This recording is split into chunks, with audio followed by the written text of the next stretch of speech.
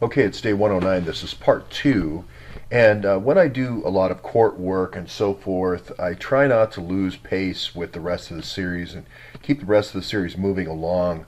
And one of the things, while going to the DC bar, one of the things I happened by was the Brookings Institute. And they do a nuclear arsenal report every year. If you're not familiar with the Brookings Institute, it's on Think Tank Row. Think Tank Row is sort of Massachusetts Avenue, that kind of parallels, or it's not, it's close to K Street. I was near K Street when meeting with different attorneys that are interested in taking the case over once we get to discovery. And so I did see this Brookings Institute, and they the three goals are this think tank to provide a stronger democracy, stronger social welfare, and security for all Americans.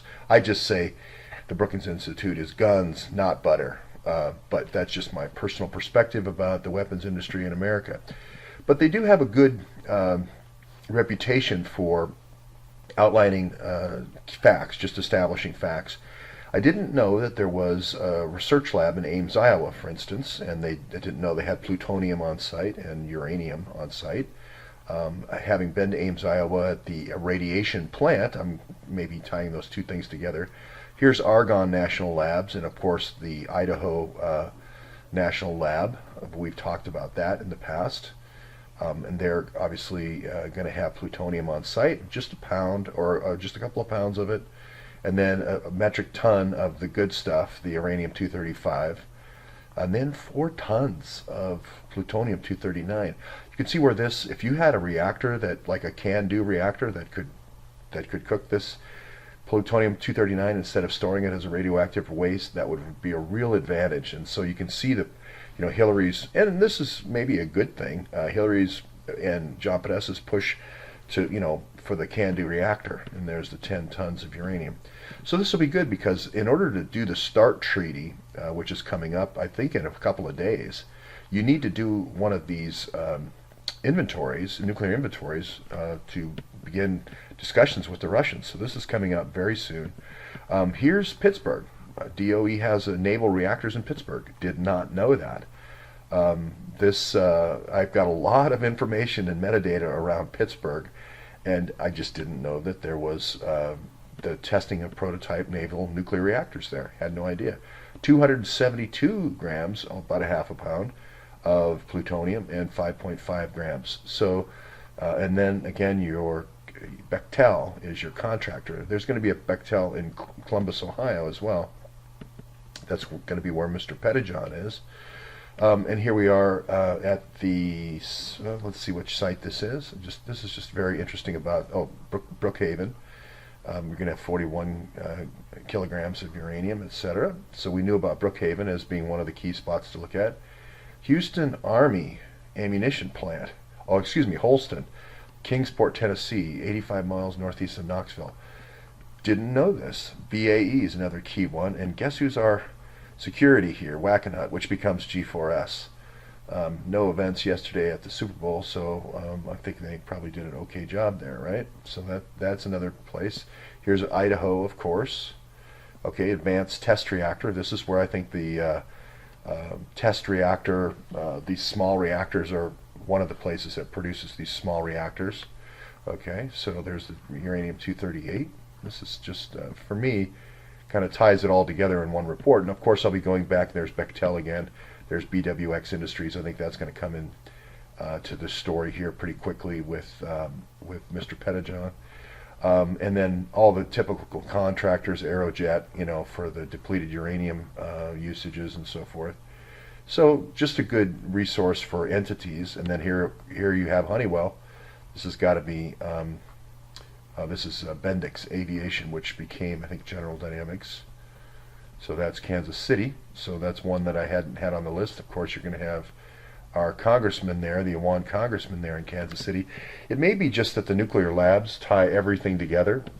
Just don't know the answer to that yet. But again, they have plutonium on site and uranium on site. Here we go, which is Windsor, Connecticut. Wasn't aware of that. Again, naval reactors in Schenectady. I know there's a good song about Schenectady. in the movie about Schenectady.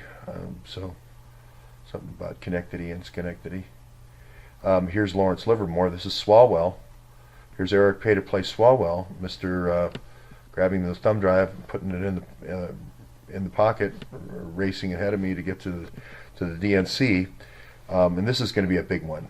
This is all the testing of all these different types of lasers and so forth, and all these new separation techniques. And this is this AVLIS that didn't work as well. And then there's of course this Silex. This is where the kind of the separation technologies for the lasers are being worked on. Okay, and here's Los Alamos. This is one of our favorites. Huge amount of plutonium, 2.7 metric tons. You can really see where this would be an opportunity to go from waste to fuel. And if Iran, for instance, built a breeder reactor, which I believe they have, that can burn 239, which I believe it can. And then you could say you're sending it up to Canada, which is a CANDU reactor, and then through a WANS and Attar, Dr. Al-Attar, you could get it to, or through the UAE, you could get them that material. If you signed a 1-2-3 agreement with the UAE, you would just be one little littoral ship trip away from getting that plutonium over to Iran. But you'd have to have somebody like Bob Levinson or something like that in Iraq to make sure everything was going well. So anyway, this just for me, of course, this is a Nevada test site. This is probably an old weapons development test site, rocket development station. Just goes through and just does a really good job. And I will make this kind of the basis of the Uranium One discussions. This will be kind of this statement of points of authority kind of statement. Here's hexafluoride, the Seoul facility. Here's at Irwin, Tennessee. This got shut down and moved to Eunice. This nuclear fuel services got moved to Eunice, New Mexico. Of course, here's our favorite, Oak Ridge, naval nuclear reactors in Oak Ridge. And then Y12, the place that stores the highly enriched uranium. Bob, highly enriched uranium. So this story, definitely, all of the FBI people in our current story right now with the FISAs, believe it or not, are all tied to Oak Ridge National Laboratories. All did their nuclear time down in Oak Ridge. So I just wanted to, I'll leave it there. I won't go through all the different plants. But you can see that, here's Sandia. We got to do Sandia. Weapons testing, weapons research. Not so much radioactive materials on site. I would have thought it would have been a lot more than that. So anyway, so maybe Oak Ridge is our center of gravity because that's really where our FBI case comes together. Oh, South Carolina. We have to do South Carolina. Storage facilities includes 5 reactors. Okay. 2 tritium facilities. Okay, so this is, you could see if all you would have to do is compromise one facility, which would be Savannah River nuclear site, that would fudge the fact that they were receiving LEU from the Russian highly enriched uranium, and just say, oh, well, we'll take it from Western ranchers and we'll take it from Western farmers whenever you get it to us. All you'd have to do is fudge one facility and you would have the total fuel supply of 5 reactors. Okay, I'll leave it. Ooh, 2 metric tons of plutonium-239. Oh my, that's just as big as Oak Ridge. That's going to be important. This was the MOX reactor. That MOX reactor was supposed to be able to process this, and of course, all that money for the MOX reactor is going to be lost. I think it was $16 billion so far, and it's only 20% complete. Did that money go to the UAE to process, or did that money go to Iran? Did it get laundered and go to Iran for building a breeder reactor in Iran, the Iraq reactor? I say it was, but that has not been proven yet. We'll leave it right there.